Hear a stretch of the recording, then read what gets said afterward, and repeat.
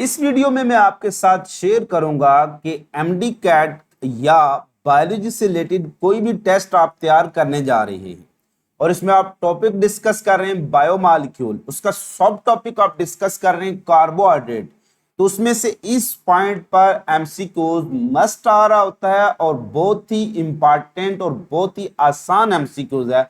अगर आप इसको समझ लेंगे तो क्वेश्चन कुछ इस तरह से आएगा कि which one of the following glycosidic bond is found only found in branched polysaccharide। Keyword क्या है? एक कीवर्ड है ग्लाइकोसिडिक बॉन्ड की, दूसरा कीवर्ड है ऑनली और फिर है फाउंड, एब्सेंट नहीं है यानी मौजूद है, और तीसरा कीवर्ड है ब्रांच पॉलीसेक्राइड। तो आपने इन चीजों को ध्यान में रखना है कि हमने क्वेश्चन करना है ग्लाइकोसिडिक बॉन्ड के रेफरेंस से और यह बताना है कि वो कौन सी ग्लाइकोसिडिक बॉन्ड है जो सिर्फ और सिर्फ ऑनली यानी किसी भी दूसरे कार्बोहाइड्रेट में ना हो, सिर्फ और सिर्फ किसमें हो? ब्रांच पॉलीसेक्राइड में हो। ऑप्शन है हमारे पास, अल्फा ऑप्शन है 1,4 ग्लाइकोसिडिक लिंकेज, बीटा ऑप्शन है हमारे पास 1,2 ग्लाइकोसिडिक लिंकेज, चार्ली ऑप्शन है 1,6 ग्लाइकोसिडिक लिंकेज और डेल्टा है बोथ ए एंड सी। यहां से बहुत से और भी क्वेश्चन बन सकते हैं। Which one of the following glycosidic linkage is found only in sucrose? Which one of the following glycosidic linkage is the most commonly present in oligosaccharide and polysaccharide? या most common glycosidic linkage found in carbohydrate is? Which one of the following glycosidic linkage is found in branched polysaccharide? Which one of the following glycosidic linkage is found in amylopectin? Which one of the following glycosidic linkage is found in glycogen? Which one of the following glycosidic linkage is found in cellulose? बहुत से question है। सो इसका answer आपको मिलेगा, लेकिन आसानी से नहीं मिलेगा। आसानी से तब मिलेगा अगर आप मेरी इस वीडियो लेक्चर को बड़े गौर से देखोगे, क्योंकि इससे रिलेटेड सारा कंसेप्ट मैं डिस्कस करने जा रहा हूं वीडियो के सेगमेंट में। सो इस वीडियो के बाद आप इस काबिल हो जाएंगे कि ग्लाइकोसिडिक लिंकेज से रिलेटेड कोई भी क्वेश्चन अगर आए तो इसमें आप 1 नंबर सिक्योर कर सकते हैं। और 1 नंबर की कदर उनसे पूछो जिनका 1 नंबर की वजह से एमडी कैट में एडमिशन रह गया है या 1 नंबर की वजह से वो किंग एडवर्ड में एडमिशन सिक्योर नहीं कर सके। सो आते हैं हम ग्लाइकोसिडिक लिंकेज की तरफ। इसके लिहाज से आप याद रखना कि ग्लाइकोसिडिक लिंकेज है ये covalent bond. Glycosidic linkage, peptide bond या peptide linkage, disulphide bond, disulphide linkage या एस्टर लिंकेज, फास्फोडाइएस्टर लिंकेज, ये सारे के सारे क्या है? कोवलेंट बॉन्ड है। अब ये स्पेशल किस्म की कोवलेंट बॉन्ड है जो सिर्फ और सिर्फ आपको मिलेगी बिटवीन मोनोसेक्राइड। लिहाजा एक पॉइंट आपने याद रखना कि glycosidic linkage is absent in monosaccharide. Glycosidic bond कभी भी आपको मोनोसेक्राइड में नहीं मिलेगी। इसका मतलब है जब भी आपसे क्वेश्चन पूछा जाएगा इसके रेफरेंस से विच one of the following do not have glycosidic linkage, तो आंसर उसका क्या होगा? मोनोसेक्राइड। आपने एग्जांपल ढूंढनी है वो जो कि मोनोसेक्राइड है उनमें ग्लाइकोसिडिक लिंकेज मौजूद नहीं होगी। सवाल यह है अगर मोनोसेक्राइड में एब्सेंट है तो कहां मौजूद है? It is present between monosaccharide. So type of covalent linkage found between monosaccharide is called glycosidic linkage. ये इसकी डेफिनेशन होती है। एक्चुअली ये एक CO लिंकेज होता है। एक बार एंट्री टेस्ट में क्वेश्चन ऐसे ही पूछा जा चुका है। ऑप्शन चूंकि टाइम शॉर्ट होता है सारे ऑप्शन बनाने में, alpha, beta, Charlie, which one the following is a glycosidic linkage. In general हम कहते हैं carbon oxygen covalent linkage is a glycosidic linkage in general. CH is not a glycosidic linkage, CN is a peptide linkage, CH is a potential source of energy।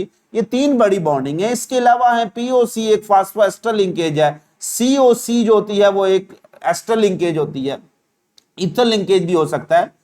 सो एक point आपने ध्यान में रखना है कि ग्लाइकोसिडिक लिंकेज को commonly हम represent करते हैं CO से।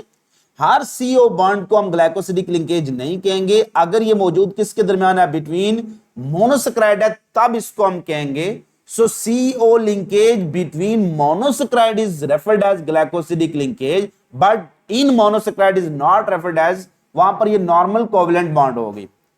लिहाजा ये कीवर्ड है, ग्लाइकोसिडिक लिंकेज हमेशा किसके दरमियान होगी, प्रेजेंट बिटवीन, बिटवीन का वर्ड आएगा तो हमेशा मोनोसेक्राइड के दरमियान होगी।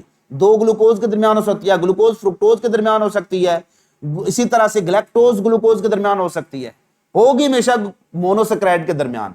एब्सेंट इन कीवर्ड है, glycosidic linkage absent in monosaccharide, किसी एक मोनोसेक्राइड में आपको नहीं मिलेगी। कीवर्ड अगर लिखा हुआ बिटवीन मोनोसेक्राइड तो ये ट्रू होगा। प्रेजेंट इन किसके अंदर होगी, इट इज फाउंड इन या प्रेजेंट इन ओलिगोसेक्राइड और पॉलीसेक्राइड। कोई भी ओलिगोसेक्राइड आपकी एग्जांपल में दिया हुआ है, पॉलीसेक्राइड दिया हुआ है, तो उसमें ग्लाइकोसिडिक लिंकेज मस्ट होगी। और ये बॉन्ड बनती ही डिहाइड्रेशन सिंथेसिस से है। जब ये बनती है तो OH और H का रिएक्शन होता है, दो OH ग्रुप का रिएक्शन होता है, पानी निकलता है, इसलिए इसको कहते हैं डिहाइड्रेशन सिंथेसिस। तो glycosidic linkage is form as a result of dehydration synthesis. इसको तोड़ने के लिए एंजाइम चाहिए होंगी, that are called hydrolytic enzyme, तो हाइड्रोलाइसिस को होंगे। तो formation of glycosidic linkage is called dehydration synthesis and breakdown of glycosidic linkage is called hydrolysis। या ये जो हाइड्रोलाइसिस होती है, it is catalysed by hydrolytic enzyme. Dehydration synthesis का दूसरा नाम होता है कंडेंसेशन। तो glycosidic linkage is form as a result of condensation और डिहाइड्रेशन सिंथेसिस, एक ही मतलब है, और it is broken by the process of hydrolysis. Glycosidic linkage absent होगी किसी एक मोनोसेक्राइड में, प्रेजेंट होगी हमेशा दो मोनोसेक्राइड के दरमियान, और प्रेजेंट होगी हमेशा इनसाइड ओलिगो और पॉली। एक छोटा सा क्वेश्चन इससे रिलेटेड आपके साथ डिस्कस कर दूं, उसके बाद आसान हो जाएगा। एक ऑप्शन में आपके पास दे देता हूं ग्लूकोज, दूसरा ऑप्शन में देता हूं यहां पर मोस्ट कॉमन एक सुक्रोज, तीसरा ऑप्शन आपके दे देता हूं सेलुलोज, डेल्टा ऑप्शन दे देता हूं यहां पर chitin. All of the following have glycosidic linkage except, तो ग्लाइकोसिडिक लिंकेज किस में नहीं होगी, मोनोसेक्राइड, तो ग्लूकोज इज द मोनोसेक्राइड, उसमें नहीं होगी। Glycosidic linkage is found in all of the following except, तो ग्लूकोज मोनोसेक्राइड में। इस तरह से क्वेश्चन आपको जब भी आएगा ग्लाइकोसिडिक लिंकेज किस में मौजूद होगी, which one of the following disaccharide have glycosidic linkage to sucrose, which one of the following polysaccharide have glycosidic linkage, तो फिर सेलुलोज और काइटन दोनों में होगी। अब वो कौन सी ग्लाइकोसिडिक लिंकेज है, इनके नाम क्या होते हैं, उसके लिए एक टेबल में आपके साथ शेयर करने जा रहा हूं जिसमें ज्यादातर इंफॉर्मेशन हम डिस्कस करने जा रहे हैं। ग्लाइकोसिडिक लिंकेज की टाइप है, उसके डिस्क्रिप्शन है और इसकी एग्जांपल है कहां वो मौजूद होगी। Alpha 1,4 glycosidic linkage, most common जो शुगर होता है वो अल्फा ग्लूकोज होता है, बीटा इतना कॉमन नहीं है। अल्फा डेक्स्ट्रो ग्लूकोज ज्यादा कॉमन होता है, लीवो इतना कॉमन नहीं। बाद में डिस्कस करेंगे अल्फा बीटा का कहानी क्या है। तो जो यहां पर 1,4 वर्ड यूज होता है, इसका मतलब होता है पहले मोनोसेक्राइड का कार्बन नंबर 1 इन्वॉल्व होगा, और 4 का मतलब होता है दूसरे मोनोसेक्राइड का कार्बन नंबर 4 इन्वॉल्व होगा। तो मोस्ट कॉमन ग्लाइकोसिडिक लिंकेज कौन सी होती है, alpha 1,4 glycosidic linkage. Most of the disaccharide और पॉलीसेक्राइड जो होते हैं, ज्यादातर पॉलीसेक्राइड में आपको जो मिलेगी वो क्या 1,4 ग्लाइकोसिडिक लिंकेज है। इसके एग्जांपल क्या क्या हैं, किन किन एग्जांपल्स में आपको अल्फा 1,4 ग्लाइकोसिडिक लिंकेज मिलेगी, माल्टोज, अमाइलोज एक्स्ट्रा। नेक्स्ट आ जाते हैं एक्सेप्शनल बीटा 1,4 ग्लाइकोसिडिक लिंकेज, ये आपको मिलेगी सम डाइसेक्राइड एंड पॉलीसेक्राइड में, सम डाइसेक्राइड और सम पॉलीसेक्राइड। एक्सेप्शनल है, डाइसेक्राइड में ये लैक्टोज में मिलेगी और पॉलीसेक्राइड में ये सेलुलोज में मिलेगी। तो which one of following carbohydrate have beta 1,4 glycosidic linkage, तो both of these. Which one of following disaccharide have 1,4 glycosidic linkage, तो lactose. Which one of following polysaccharide have beta 1,4 glycosidic linkage, तो cellulose. Answer different हो जाएगा। अब इसका मतलब ये होता है कि यहां पर एक कार्बन का वन जो कार्बन इन्वॉल्व है पहले मोनोसेक्राइड का, और दूसरा कौन सा इन्वॉल्व है, 4 है। इसमें जो याद रखना, जो बीटा होता है वो ग्लैक्टोज होता है और अल्फा जो होता है वो ग्लूकोज ही होता है। नेक्स्ट आ जाते हैं एक एक्सेप्शनल किस्म की ग्लाइकोसिडिक लिंकेज, जिसको हम शॉर्टकट 1,2 ग्लाइकोसिडिक लिंकेज भी कहते हैं। इसका डिटेल नाम क्या होता है? Alpha 1 and beta 2 glycosidic linkage. यानी पहले मोनोसेक्राइड का अल्फा 1 कार्बन इन्वॉल्व होगा और दूसरे का बीटा 2 कार्बन इन्वॉल्व होगा। ये सिर्फ और सिर्फ सुक्रोज में मिलेगी। तो which one the following glycosidic linkage is found only in sucrose? तो 1 2 होगी। 1 अल्फा ग्लूकोज का होगा और 2 बीटा किसका होगा? फ्रुक्टोज का होगा। तो फ्रुक्टोज बीटा फॉर्म में होगा और ग्लूकोज अल्फा फॉर्म में होगा। It is found only in sucrose. फिर आ जाती है अल्फा 1 6, जहां पर कार्बोहाइड्रेट ने ब्रांच बनानी होती है। तो जो नॉर्मल चेन होती है और जो ब्रांचिंग जब बनेगी, तो इस ब्रांचिंग में हमेशा 1 और 6 के दरमियान एक ग्लाइकोसिडिक लिंकेज बनती है। तो कार्बन नंबर 1 और कार्बन नंबर 6 इन्वॉल्व होंगे, इसलिए इसको कहते हैं 1,6 ग्लाइकोसिडिक लिंकेज। ये जो 1,6 ग्लाइकोसिडिक लिंकेज है, ये सिर्फ और सिर्फ आपको मिलेगी ब्रांच पॉलीसेकेराइड में। ब्रांच के अलावा कहीं नहीं मिलेगी आपको। तो ब्रांच पॉलीसेकेराइड में सिर्फ हमारे पास अमाइलोपेक्टिन और ग्लाइकोजिन है। इस लिहाज से अगर क्वेश्चन आ जाए विच one the following glycosidic linkage is found only in branch polysaccharide, only, तो फिर क्या होगी?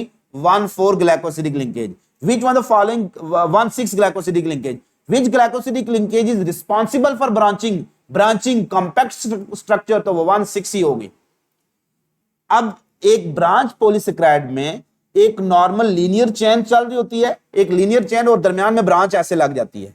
तो जो स्ट्रेट चेन होगी ब्रांच पॉलीसेकेराइड की, उसमें ग्लाइकोसिडिक लिंकेज क्या होती है? 1,4, वो अल्फा ही होती है ज्यादातर, और जहां से ब्रांचिंग बनेगी वहां पर क्या होगी? 1,6। इसलिए जो entire structure of branch polysaccharide contain, branch polysaccharide में 1,4 भी होगी और 1,6 भी होगी। लेकिन चूंकि 1,4 बाकियों में भी पाई जाती है, 1,4 बाकियों में भी पाई जाती है, वो लीनियर में भी होती है, वो स्ट्रेट चेन में भी होती है। इसलिए हम जब क्वेश्चन आ जाएगा विच one the following glycosidic linkage is found only in branch polysaccharide, तो फिर सिर्फ 1,6 होगा। 1,4 चूंकि ओनली ब्रांच में नहीं है बल्कि लीनियर में भी पाई जाती है।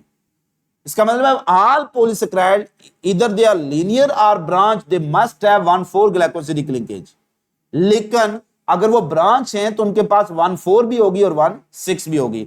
सो अगर स्टेटमेंट में कीवर्ड ऐसा आ जाए which one is only found in 1,6 glycosidic linkage is only found in, तो फिर आंसर क्या होगा? विच one the following glycosidic linkage is only found in branch polysaccharide, only in branch polysaccharide के लिहाज से कीवर्ड होगा तो फिर 1,6 आंसर होगा। लेकिन अगर ओनली वर्ड नहीं यूज हुआ, found in entire structure of branch polysaccharide या which one the following glycosidic linkage are found in branch polysaccharide, तो फिर 1,4 और 1,6 दोनों होगा। इसकी भी एग्जांपल ये है। तो माइलोपेक्टिन और ग्लाइकोजिन की स्ट्रेट चेन में 1,4 होगा, जहां से ब्रांचिंग होगी 1,6 होगी। उम्मीद करता हूं कि ये वीडियो लेक्चर आपके लिए हेल्पफुल साबित होगा। और याद रखना, जब भी कार्बोहाइड्रेट डाइजेस्टिंग एंजाइम कार्बोहाइड्रेट को डाइजेस्ट करेंगी तो कौन सी बॉन्ड तोड़ेंगी? ये ग्लाइकोसिडिक लिंकेज तोड़ेंगी। और ग्लाइकोसिडिक लिंकेज किस में पाई जाती है? सिर्फ पॉली और ओलिगो में पाई जाती है। इसलिए हम कहते हैं कि मोनोसेकेराइड कैनॉट बी हाइड्रोलाइज। क्यों? उनमें ग्लाइकोसिडिक लिंकेज ही नहीं होती है।